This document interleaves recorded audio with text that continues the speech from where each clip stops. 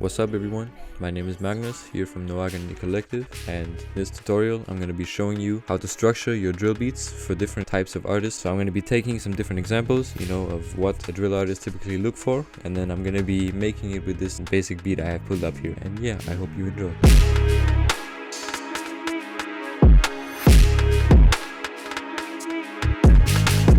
I hope everybody knows this by now, but if you're a beginning producer, you can't just be like, alright, here I have 32 bars of a loop and I put some drums on it, and now this is like a minute long. Alright, I'm a professional producer now, I can go back to play Fortnite. No. When you send a beat to an artist, it should be completely done and structured for them to use, and they shouldn't really have to touch it by themselves. So you have to structure it to their personal preference, basically, where there's enough space for them, to have their flow on it, but also don't make it too empty, so they feel like they have to be carrying the whole thing. And also it's important that you don't make it too complex either, because then people, if you use like 18 grime 808s, I'm sadly talking from experience, it did not turn out very well. It's sadly gonna just be too much for the artist, and they most likely will skip the beat pack. So in this video I'm just gonna be showing you the most effective way and my personal way of how to make a beat structured for an artist's personal preference. So first off, before I start structuring the beat, I'm just gonna play the beat by itself, the different parts of it, just so you get a feel for what we're gonna be working with in this video. So this is the loop by itself.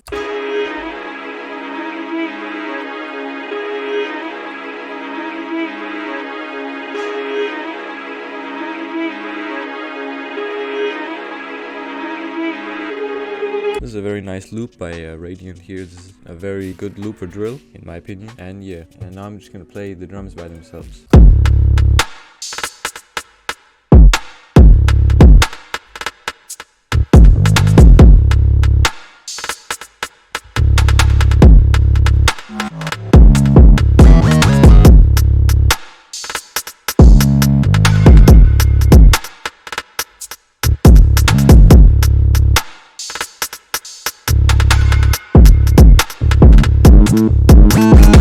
In my opinion, this is like a Russ Millions type beat, because he uses rims very often, and it can also be used for NY drill artists, because it has the punchiness of an NY drill beat. So yeah, and I'm just gonna play them together so you can hear that as well.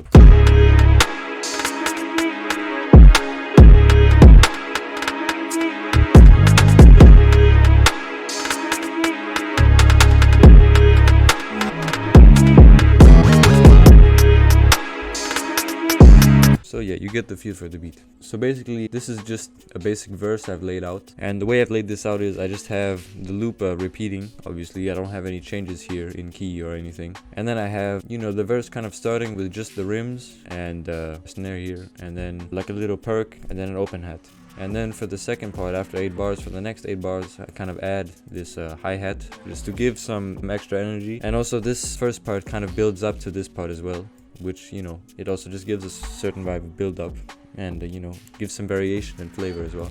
And then here for the second part of the first drop, I guess you can call it, I have added this other perk, and then like I said, the hi-hat, just to give some certain different response here. Alright, so now I'm basically just gonna show you the two most popular or most common styles to structure your drill beats. I would say these are both fairly equally used in both the UK and the NY drill scene. There's no specific names for them really, it's just two different ways to structure your beat depending on how much space the artists want, and if they need breaks more often, to make a rebuild up, or if they just catch a flow for a longer time. So basically the first way out of these two I'm about to show you is really for the intro. You just take 8 bars of the loop, and usually don't have anything else except some effects, which I haven't put in, and you really just have it leading directly into the drop, which will sound just something like this.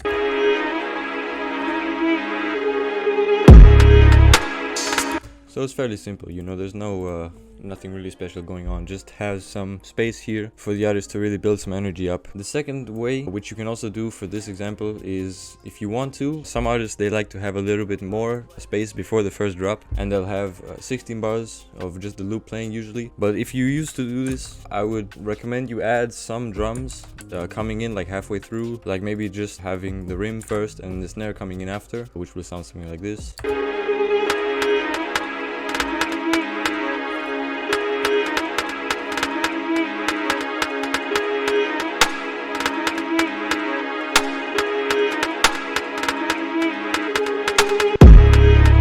So basically it just gives, you know, a little bit more of a full like build up before the drop hits. Just, you know, some people just build up energy in this way instead. But for this example, I'm just going to be using the first way just because this is the way I do it the most, and then it just hits directly in, which will sound like this. Just the beat will end here then, or the first drop will end here.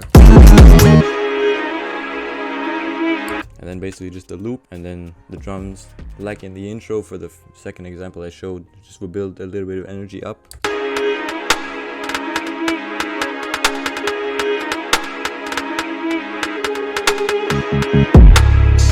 This is another way, you know, I see this done very commonly as well. And this is the way I'm going to be using it for this example. So when they do this, they usually have 2 bars of drop, and then they have one just a bridge or whatever you want to call this part, and then they have it again over here, so it matches. There's 3 for each. So if you decide to choose this way to structure your beat with the kind of break here after each 16 bars instead of having 32 consecutive bars, usually there won't really be any like big break in the song. It's very uncommon, at least. Usually they will just do this, paste this again, and then just have 4 smaller choruses or whatever, and then for the last one they just remove the build up and have this fading out into like an outro type thing.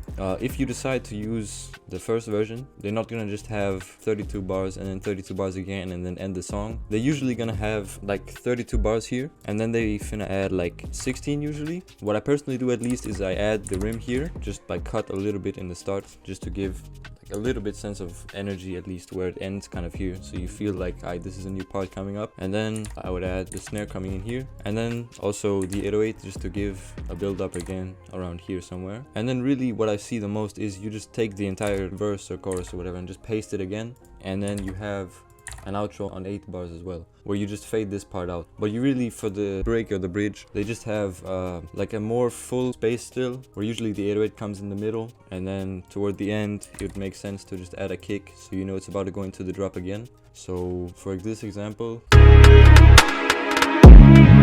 it would make sense if we did something like this here.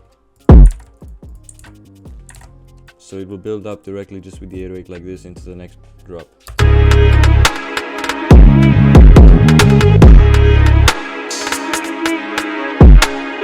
Like me personally, I like to just switch the start of the second drop just to have some variation as well, so it doesn't sound identical to the first one. But really, yeah, it just kind of ends like this.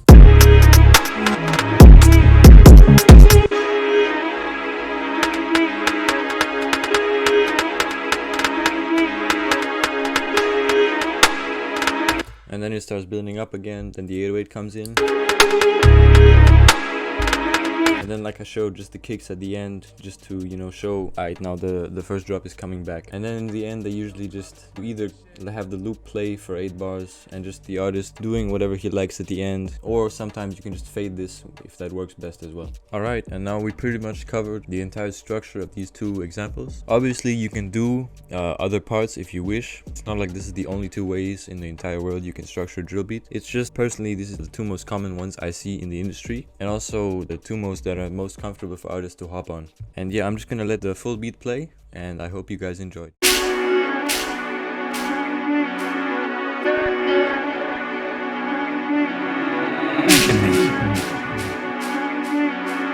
Radiant made this one.